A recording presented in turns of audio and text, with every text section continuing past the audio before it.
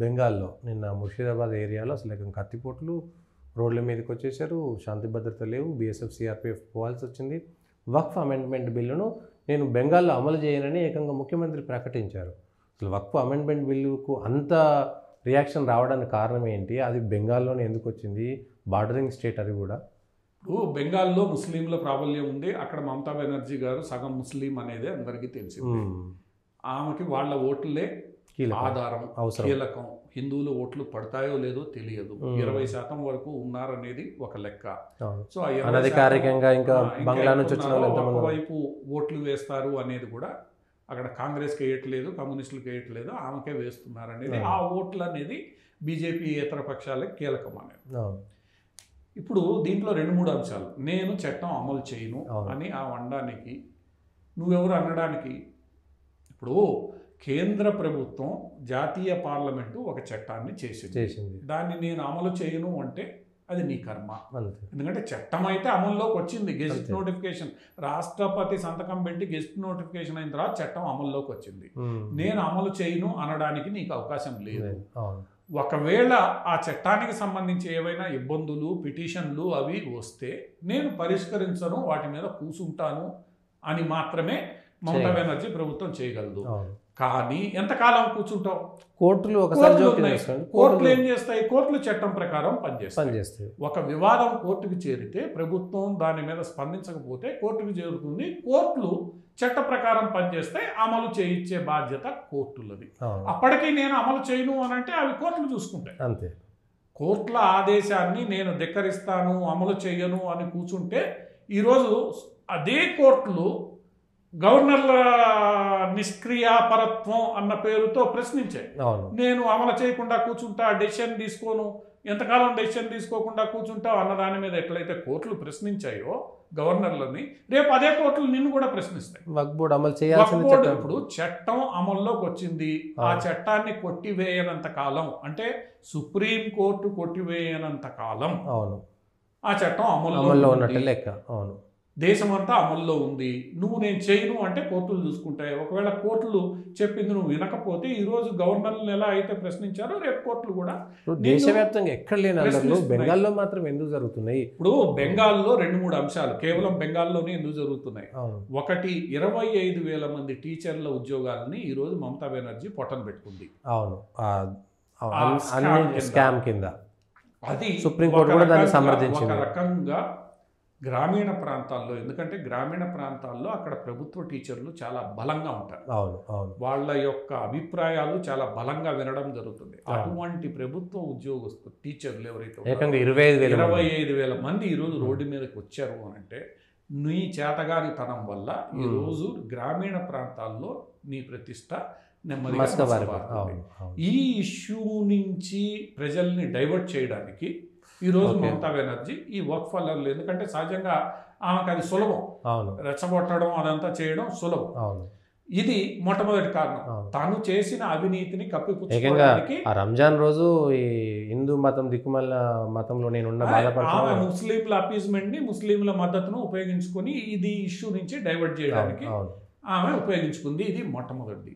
రెండవది, మనం ఇందాక అనుకున్నట్లు నేను అమలు చేయను అనుకున్నప్పుడు మళ్ళీ దానికి వ్యతిరేకంగా ఉద్యమాలు ఎందుకు? అంతే. ఇప్పుడు మమతా బెనర్జీకి అంత కెపాసిటీ ఉంది. వక్ఫ్ చట్టం మేము అమలు చేయము అనుకున్నప్పుడు ముషీరాబాద్లో నీ మద్దతుదారులు రోడ్డు ఎక్కాల్సిన పనే ఉంది, అవసరమే లేదు. కానీ ఎక్కారు అని అంటే దాని అర్థమైంది, నీకు తెలుసు అది ఈ రోజు కాకపోతే రేపైనా అమలు చేయాల్సిన పరిస్థితి వస్తుంది. కాబట్టి ఈరోజు ఈ ఇష్యూ డైవర్ట్ చేయాలి కాబట్టి వీళ్ళని నేను రెచ్చగొడతా, హింసని. ఇటువంటి హింసాత్మక సంఘటనలు ముఖ్యంగా ముస్లిం డామినేటెడ్ బోర్డర్ ఏరియాస్లో తరచుగా జరుగుతూనే ఉన్నాయి. ఆ మహిళా రేప్కి సంబంధించిన అంశం కానీ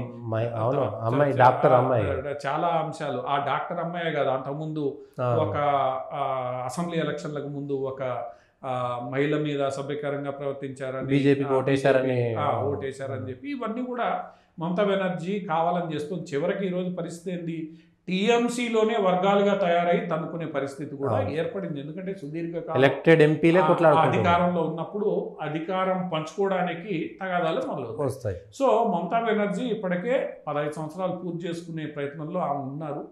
ఈ రాబోయే రోజుల్లో అసమ్మతి అన్ని రకాలుగా ఇవన్నీ ఉంటాయి. వీటన్నిటి నుంచి డైవర్ట్ చేయడానికి అనుకున్న ఏకైక ఆయుధం ఈ అల్లర్లు చెలరెచ్చగొట్టడం. ఈ రోజు ఆమె అభయస్థం ఉంది అందులో. కలకత్తా హైకోర్టు అభయస్థం లేదని చెప్తారు. కలకత్తా హైకోర్టు ఈ రోజు స్పష్టంగా చెప్పింది, మీరు ఆపలేకపోతున్నారు, నేను సెంట్రల్ ఫోర్సెస్ ని డిప్లాయ్ చేస్తున్నా, సెంట్రల్ ఫోర్సెస్ మద్దతుతో స్టేట్ పోలీసులు అక్కడ కంట్రోల్ చేయాలి అంతే.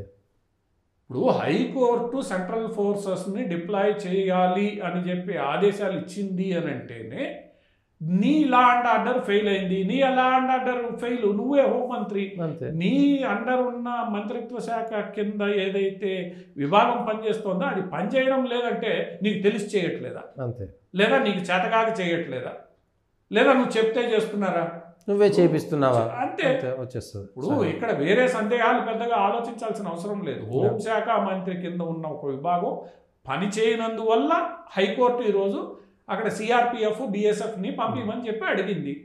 బిఎస్ఎఫ్ వాహనాలు కూడా తగలబెట్టారు. ఒకవేళ నీకు నీతి నిజాయితీ మోరల్ వాల్యూస్ ఉంటే నువ్వు రాజీనామా చేయాలి, అంతే. నీ కింద ఉన్న వ్యవస్థలు ఫెయిల్ అయ్యాయి. ఇది ఒక్కసారి ఇది మొదటిసారి కాదు, పలు సందర్భాల్లో ఫెయిల్ అయిన తర్వాత నువ్వు రాజీనామా చేయాలి. అయినా నువ్వు కొనసాగిస్తున్నావు అంటే నీ మద్దతుతో జరుగుతున్నాయి. నువ్వు ఎన్నికల తెల్లారి నుంచి హింస అట్లనే చూస్తూ నీరో చక్రవర్తి లాగా చూస్తూ ఉన్నావు, లేదా నువ్వే రెచ్చగొడుతున్నావు. అవును. అంతేగాని ఇప్పుడు భారతదేశం మొత్తం అదే స్థాయిలో ముస్లింలు ఉన్న ప్రాంతాలు ఉన్నాయి, అవన్నీ ఎందుకు చేయట్లేదు? అక్కడంతా అల్లర్లు ఎందుకు జరగట్లేదు? హైదరాబాద్ ఉంది, ఇప్పుడు హైదరాబాద్ కావచ్చు, లేదా కర్ణాటకలో చాలా ప్రాంతాలు కావచ్చు, వీటన్నిటిలో ప్రశాంతంగా ఉన్నాయి. ఇప్పటికే గొడవలు నడుస్తున్నాయి, వాళ్ళు ఎవరు ఎందుకు మాట్లాడడం లేదు? ఒక్క ముషీరాబాద్లోనే జరగడానికి కారణం ఒకటి స్కామ్ నుంచి డైవర్ట్ చేయడం, రెండోది ముస్లింల వెనక మేమున్నామని చెప్పుకునే ప్రయత్నం చేయడం, ముస్లింలని వాడుకోవడం. ఇది మమతా బెనర్జీ చేస్తున్నది తప్ప వక్ఫ్ మీద నీకు వ్యతిరేకత ఉంటే మిగతా వాళ్ళందరూ కోర్టుకు పోయారు. కోర్టు నిర్ణయం ఇవ్వనివ్వండి. ఒకవేళ కాన్స్టిట్యూషన్కి అగెనెస్ట్ గా ఉంటే కోర్టులో కాన్స్టిట్యూషన్కి అగెనెస్ట్ గా ఉంది అని చెప్పి రెండు ప్రధానమైన అంశాలు వక్ఫ్ మీద ఈరోజు అన్ని పిటిషన్లో పేర్కొన్నారు. ఒకటి, రిలీజియస్ యాక్టివిటీలో ప్రభుత్వం ఏలు పెట్టకూడదని. హిందూ దేవాలయాలకు సంబంధించి ఏముందండి? పూజలు ఎలా చేయాలి అన్న వ్యవహారం ఆచార్య సాంప్రదాయాల్లో మాత్రం ప్రభుత్వం ఏలు పెట్టకూడదు. ఏ దేవుడికి ఏ పూజ చేయాలి, ఇప్పుడు శబరిమల అంశం కానీ ఇంకో అంశం కానీ ఆచార్య సాంప్రదాయ వ్యవహారాల్లో పూజాధికాల్లో ప్రభుత్వం వేలు పెట్టకూడదు. ఆగమ శాస్త్రాలు, పురాణాలు, ఇతిహాసాలు నిర్వచించిన ప్రకారం అవి జరుగుతాయి. అక్కడ ప్రభుత్వ జోక్యం ఉండకూడదు. It is not a secular. Supreme court చాలా స్పష్టంగా చెప్పింది. ఆ దేవాలయ నిర్వహణ తప్పుదోవ పట్టకుండా దాన్ని మేనేజ్ చేయడం, దాని ఆస్తుల్ని పరిరక్షించడం సెక్యులర్ ప్రభుత్వం పని. కాబట్టే ఈరోజు దేవాలయాలకు సంబంధించిన దేవాదాయ శాఖ చట్టం ఉంది. ఆ చట్టం కింద బోర్డులు ఏర్పడ్డాయి, బోర్డులని ప్రభుత్వాలు ఏర్పడతాయి.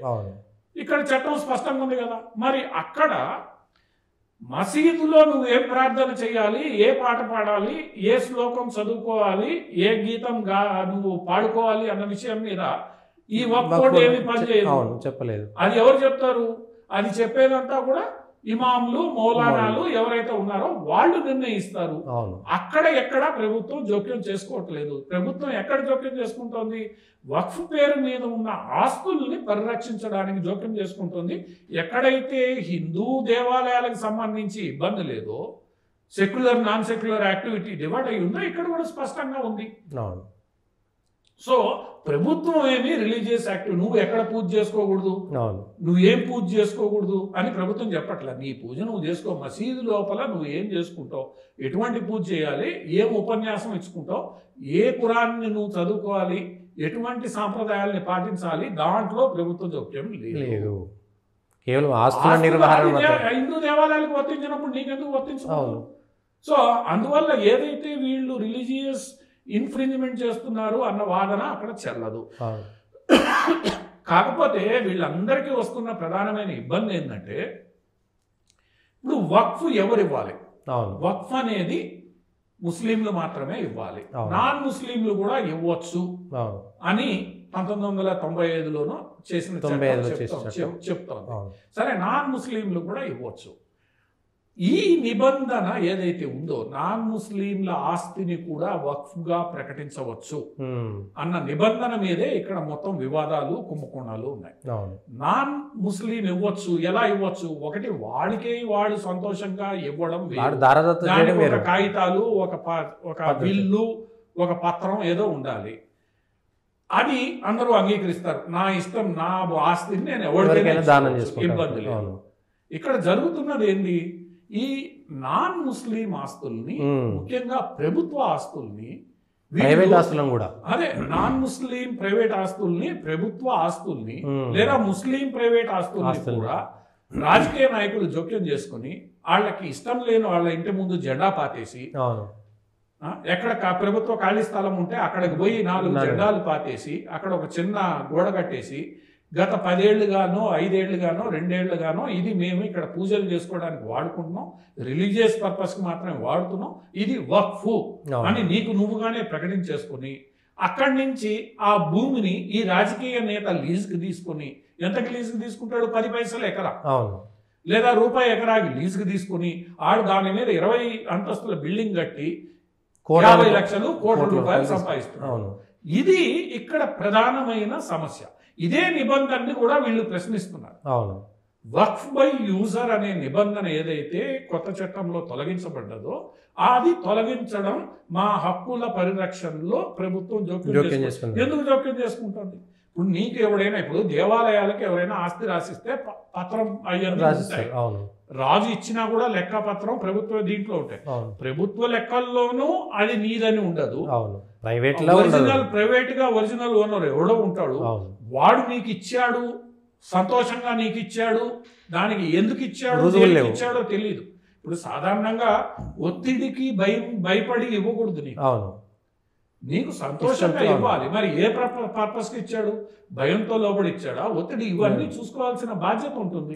ఇవన్నీ చూసుకోకుండా నువ్వు జెండా పాతేసి ఆక్యుపై చేసుకుని కోట్లు సంపాదిస్తున్నావు ఏదైతే ఉందో. రోడ్ల మీద హైవేల పక్కన పోతుంటే అటవీ భూములలో ఎన్ని ఉంటాయి, కొన్ని వందలు వేలు రోడ్లు ఆక్యుపై చేసుకున్నారు, రైల్వే మైదానాల పేరుతో ఆక్యుపై చేసుకున్నారు, రైల్వే ప్లాట్ఫామ్లను ఆక్యుపై చేసుకుంటున్నారు, రైల్వే ఆస్తులను ఆక్యుపై చేసుకుంటున్నారు, ప్రభుత్వ పాఠశాలలను ఆక్యుపై చేసుకుంటున్నారు. సో నువ్వు ఆక్యుపై చేసుకోని స్థలం ఏంది?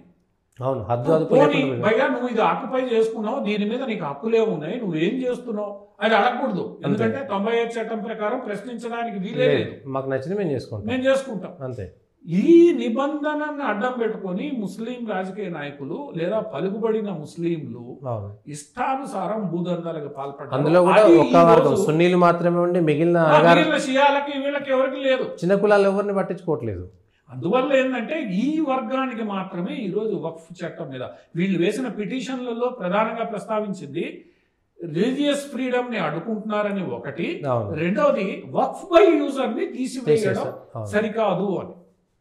వక్ఫ్ బై యూజర్ ని తీసివేయడానికి వాళ్ళు చెప్పే ఒకే ఒక ఆస్తి రకం ఏంటంటే శ్మశానాల గురించి మాట్లాడతారు, కబరిస్తాన్ గురించి మాట్లాడతారు. కబరిస్తాన్లు మీ చేతికి ఎలా వచ్చాయి? ఒకటి పోనీ అక్కడ గత 10 ఏళ్లుగా 20 ఏళ్లుగా 30 ఏళ్లుగా అక్కడ సమాధులు ఉంటే అది మొత్తం ముస్లిం సముదాయానికి సంబంధించిన కబరిస్తాను. ఉన్నట్టుండి ఒక రోజు ఒక సమాధి వెలుస్తుంది అక్కడ, ఆ మొత్తం స్థలం ఆ సమాధికి సంబంధించింది అంటే ఎట్లా? లెక్క ఒక పత్రం ఉండాలి. అక్కడ మా మానీయుల సమాధి ఉంది అని నువ్వు రాత్రికి రాత్రి ఎట్లా చెప్తావు? అసలు ఇంకా అక్కడ నిన్ను అలౌ ఎవడు చేశాడు? నీ ఇష్ట ప్రకారం నువ్వు అక్కడికి పోయి చేసేసి అది నాది భూమి అని అంటే, 2 రైలు పట్టాల మధ్యలో పెట్టి ఇక్కడ ఇది మాది అని అంటే అది ఎట్లా కుదురుతుంది? ఇక్కడ కొంత లాజిక్ తో ముస్లిం సమాజం కూడా అలా. అందుకనే ముస్లిం సమాజంలో చాలా మంది మొత్తం వ్యవహారాన్ని అర్థం చేసుకుంటారు. ఇష్టానుసారం ఈ నిబంధనలని వాడుకొని ముస్లిం రాజకీయ నేతలు, ఇస్లాంలో పలుకుబడి ఉన్న వ్యక్తులు భూదందాలకి, భూ కుంభకోణాలకి పాల్పడుతున్నారనేది స్పష్టం. బాధితులలో 10-15 వేల మంది ముస్లింలు కూడా ఉన్నారు. అటువంటి భూదందాలకు పాల్పడిన వాళ్ళల్లో ముస్లిం నాయకులు వేరే పార్టీలు వాళ్ళు ఉంటే పర్లే, ఎక్కువ శాతం కాంగ్రెస్ పార్టీ నాయకులే. ఈరోజు భారతీయ జనతా పార్టీలో ముస్లిం నేతలు లేరు. కమ్యూనిస్టులు పాపం కబ్జా చేయరు, వాళ్ళు జెండాలు పాతారు, ఏదో ఆ వ్యవహారం వేరు. 100 కోట్ల ఆస్తుల్ని కబ్జా చేసింది ఎవరంటే ఈ ముస్లిం రాజకీయ పార్టీ నాయకులు, ముఖ్యంగా కాంగ్రెస్ పార్టీలోని ముస్లిం రాజకీయ నాయకులు. ఈ రోజు వీళ్ళ బండారాలు ఎక్కడ బయటకు వస్తాయనే భయంతో వీళ్ళు ఈ రోజు సుప్రీంకోర్టు పోయారు. ఇవన్నీ బయటకు వచ్చేస్తాయి. ఖచ్చితంగా రావాలి కదా, 6 నెలల లోపల నువ్వు ఎగ్జిస్టింగ్ ఆస్తులన్నీ డిక్లేర్ చేయాలి కదా కొత్త చట్టం ప్రకారం. ఇప్పుడు ఈ ఆస్తులు డిక్లేర్ చేసిన దాంట్లో కాగితాలు చూపించాల్సి. కేంద్ర ప్రభుత్వం ఇంకో చర్య తీసుకుంది. తెలంగాణలో 70,000 ఎకరాల వక్ఫు వ్యవసాయ భూమి ఉంది అని లెక్కలు చెప్తున్నాయి. ఈ లెక్కల్ని తేల్చడానికి కేంద్రం రాష్ట్ర ప్రభుత్వ సమ్మతితో ఏం చేసింది, ఐఐటి బాంబేకి పని అప్పచెప్పింది. రేపు 3 నెలల్లోనో 6 నెలల్లోనో ఐఐటి బాంబే వాళ్ళు ఈ 70,000 ఎకరాలు ఎవరి దగ్గర ఉన్నాయి, ఎవడు ఆక్యుపై చేశాడు, అసలు నిజంగా వక్ఫేనా, వక్ఫ్ అయితే కబ్జా ఎవరి దగ్గర ఉంది అన్న లెక్కలు తీస్తారు. ఇది ఫస్ట్ ఫేజ్. ఫస్ట్ ఫేజ్ తర్వాత తెలంగాణ ప్రభుత్వం కేంద్ర ప్రభుత్వం చెప్పేది ఏంటంటే వాణిజ్య ఆస్తులు, పట్టణాలు నగరాల్లో ఉండే ఆస్తుల లెక్క కూడా ఇలానే తీస్తాం. రేపు అవన్నీ బయటకు వస్తే రానివ్వండి. మీరంత నిజాయితీగా వక్ఫుగానే పేద ప్రజల సంక్షేమానికి, ముస్లిముల్లో పేదరికాన్ని రూపుమాపడానికి ఉపయోగిస్తే మంచిదే, ప్రపంచం తెలుస్తుంది. ఇప్పుడు చర్చిలు ఎన్ని వచ్చినా కూడా వాళ్ళు పెట్టిన కాన్వెంట్లు, హాస్పిటళ్ళు ప్రజలకు ఉపయోగపడ్డాయి అన్న విషయాన్ని అందరూ అంగీకరిస్తారు. ఆ విషయాన్ని హిందూ సంస్థలు కూడా అంగీకరించాయి.